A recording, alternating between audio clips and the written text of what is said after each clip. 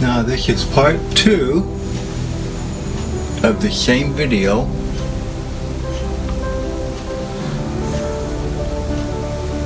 I'm playing the 45 speed version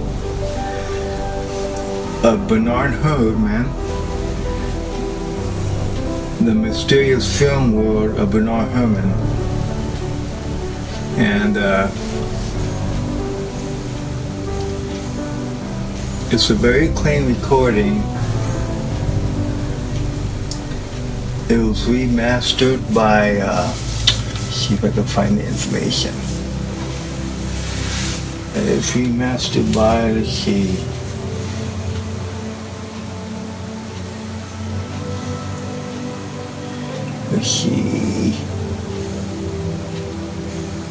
I thought it said on here where it is done by.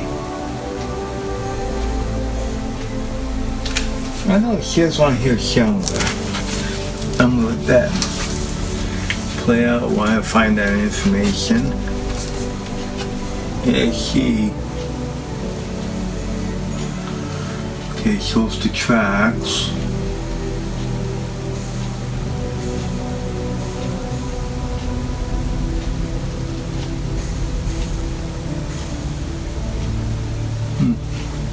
I thought it said here.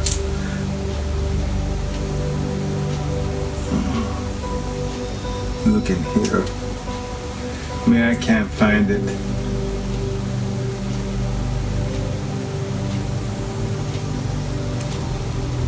It tells you where it's recorded at, but I'm trying to find where.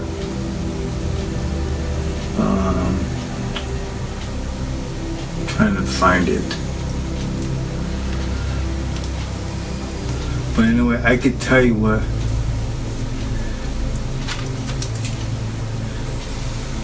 See, I'm looking here.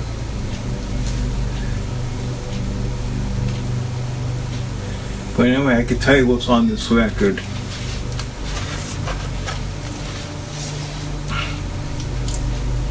Okay, side 1, it has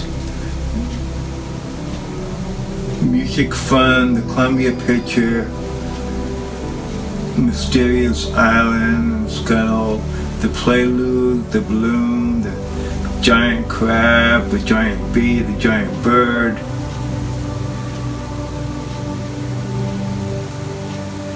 And then it has music from the Columbia Picture, Jason and the Argonauts, the Prelude, the Talus,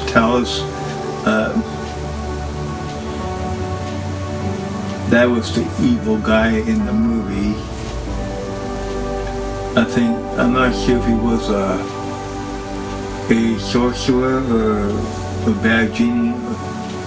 Not a genie, but he was. You have to watch the movie too.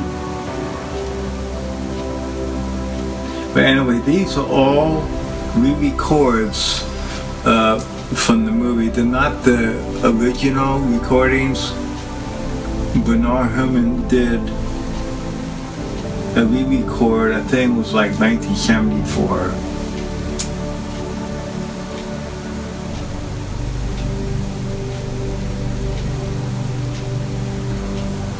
Well, on here they call it Side 1, Side 2, but it's actually on 2 separate records. But I also got the original copy of the same record, how it was printed in the early 70s.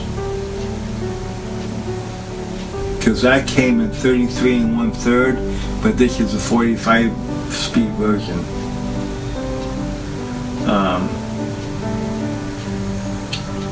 So you got music from The Three Wills of Gulliver, the Overture, the Minuetto, Wrapping, the Hornpipe,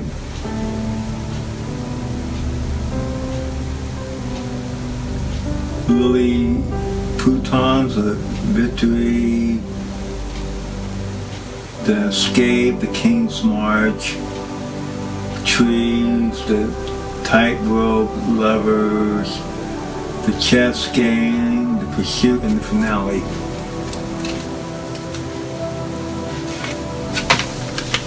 And I think I paid close to $50 for this record on Amazon because it was a 45-speed version.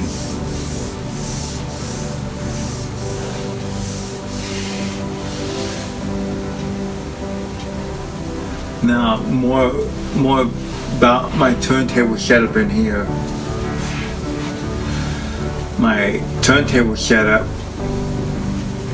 even though I got all these turntables hooked to a mixer, I can mute each one. So if I want to play the one with the moving coil cartridge, I can. But I only play my best records on the moving coil because of the price of the needle. And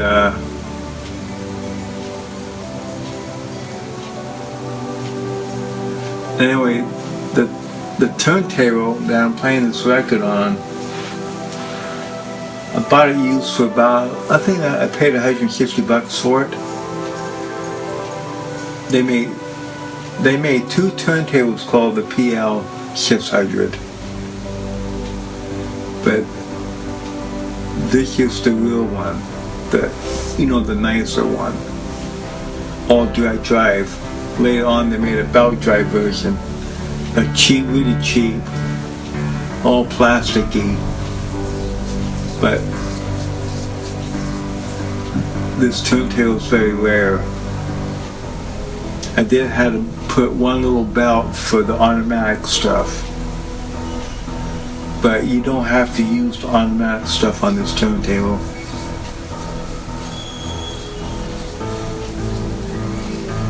Like I said, I use all balanced cables on all my turntables. This is the microphone cables, but I only got one dedicated preamp for my main turntable.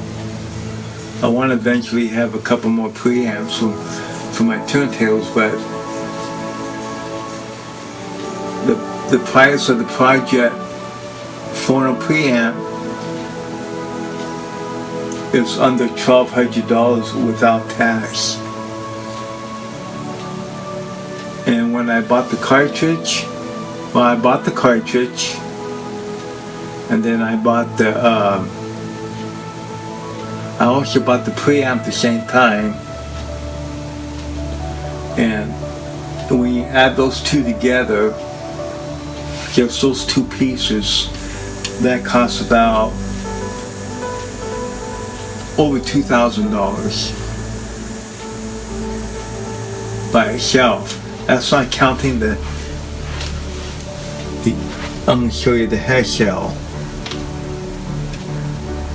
The head shell, let me move the camera over a little bit. Okay, that's the head shell. What I like about this head shell, you don't have to loosen up the cartridge to do the adjustment. You can actually move the cartridge forward or backward, and you could do the tilt. One thing I can't do on this turntable, I wish it had, it doesn't got the vertical tracking. The raise up the tone arm. And also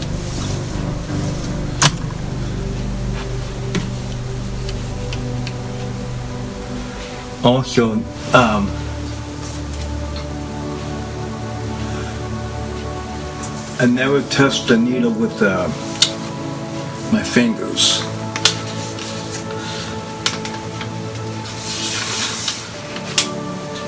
And with moving coil cartridge, you get more detail out of the record groove. That's why these high-end audiophiles use all moving coil cartridge, because it sounds better. And I didn't know how good it sounded until I went on this YouTube channel called Audiophile, I think it's called.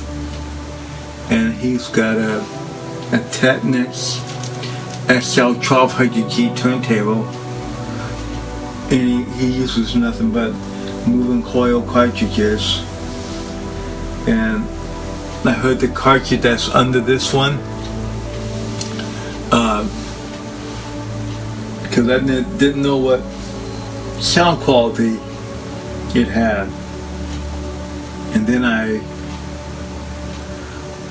went to another site, it's called Classical on Vinyl, and this guy has an old vintage Gerard 301 turntable with an SME, I think it's a 12-inch tone arm, and all the YouTube channels I've been watching, I also bought a lot of records, because I love listening to records. But anyway, this is my video of my part of my turntable setup, the one that I upgraded to. Talk to you later from Starlight G Home Theater.